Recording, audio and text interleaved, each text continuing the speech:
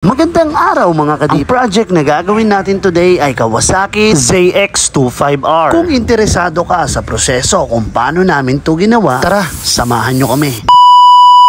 At eto nga guys yung kaha ni Bossing na pinagawa niya na sa iba. At eto yung nangyari mga kadip. Ni-repair naman siya. Ang kaso, may mga tira-tira pang fiber sa mga gilid-gilid niya na visible kapag nakakabit tong kaha ni Bossing. Tapos yung part na minasilyahan nila hindi masyadong napulido kaya medyo sinipsip yung base color niya. Isang bagay pa na kinagalit ni Bossing. Eto, nung nakita niya tong karton na sinapin sa ilalim. Kaya yan yung mga ayusin natin for today's video. Inuna ko na tong linisin yung excess fiber niya mga kadip. At eto, dinadahan-dahan natin para maayos. Pagkatapos niyan, liliyahin na mano-mano yan nila Boss MJ at Boss Rodel. After ko naman masilyahin mga kadip, sasanderin natin siya para pantay na pantay. Mahirap kasing liyahin to ng mano-mano lang tapos kamay. At pagkatapos si Sander, eto na siya mga kadip. Ready na to for priming. Syempre, hindi pa yung ganong kapulido. Kaya pag primer natin, lalabas pa yung iba't ibang mga tama niyan. Kaya eto, nililinis muna nila Boss MJ para talagang maayos na maayos. Preparasyon. Muli, isang paalala lang mga kadip, binivideo ko bawat mga proseso dito na ginagawa natin para meron kayong babalikan kung paano nga ba talaga namin inayos or ginawa yung mga unit nyo dito sa aming shop. At napagod na kami kaya kailangan natin mag food trip.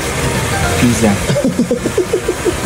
Food trip ka na naman. Pagkatapos natin pumood trip, rekta na tayo agad sa pagbubuga ng ating base color. Nang matapos natin yung final coat or pinaka ground coat natin, eto na siya mga kadip. Tapos rekta na tayo hydro dip at eto na nga nilulubog na natin sa camo carbon fiber natin yung ating panel na inaplayan natin ng base color kanina. At eto na nga mga kadip, all goods na all goods. Litaw pa rin naman yung base color natin, pati yung pattern. Next panel tayo agad at eto nilubog ko na rin mga kadip. Tingnan naman natin kung same lang sila ng output. At eto, inahon ko na. All goods din at same naman ang output at matingkad na patingkad pa rin yung pagka-green niya. Ito naman yung inner fairings niya mga kadip. Ito twill carbon natin para talagang bumalanse. Outer fairings niya mga kadip. Tingnan nga natin kung all goods na all goods din tong nilubog natin. Sheesh! All goods at tuwid naman. Rekta tayo agad sa final output at eto nga na-clear coat na rin natin yan. Tapos i-flex na natin yung mismong unit. Pangalan mo lang ni sir? AJ. EJ, yeah. Taga saan si Bossing? Sa ano lang, sa may Riverside. I-rate mo tong motor mo. Yan. Anong masasabi mo? 1 to 10? 10. Sobra pa sa 10 eh. Sobra pa sa 10. Sobrang ganda.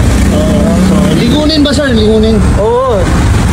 Nung nakita ko ng asawa ko, sabi sobrang ganda daw. Oo. Mas nagustuhan mo yung itsura niya ngayon. Oo. Kasi at natapos na nga yung project natin na ZX-25R. At base sa ating kliyente, nagustuhan naman ni Bossing yung final output hanggang sa misis niya nga. Hindi rin halos makapaniwala na ito na yung itsura ng motor nila. Kaya sa susunod, i-value po natin yung mga customer natin mga kadip dahil hindi natin alam kung sa paanong paraan nila kinita yung ibinabayad nila sa atin. Kaya mura man o mahal, pilitin natin maging solid yung kalalabasan ng mga project na i-release natin dahil hindi pinupulot ng mga client natin yung ibinabayad nila sa atin. Muli, maraming salamat sa mga nanood. To God be the glory.